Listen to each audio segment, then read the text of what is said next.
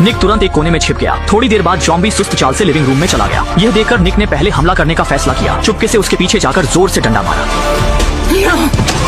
पहली बार जॉम्बी को मारने के बाद वह पूरी तरह घबरा गया और समझ गया कि लाश को यूं ही घर में नहीं छोड़ा जा सकता। संभलने के बाद उसने शव को उठाकर नीचे फेंक दिया। ऐसी स्थिति दोबारा ना हो, इसके लिए निक ने शौचालय की वेंटिलेशन डक्ट को सर्फिंग बोर्ड से बंद कर दिया।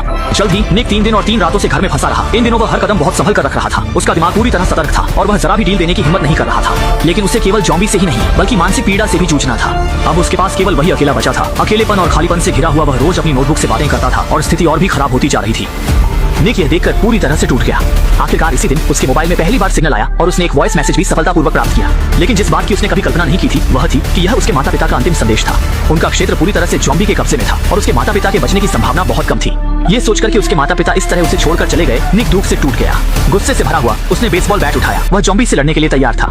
लेकिन जैसे ही वह बाहर निकला उसने देखा कि जमीन पर एक जॉम्बी पड़ा हुआ था। जब वह मारने वाला था उसने देखा कि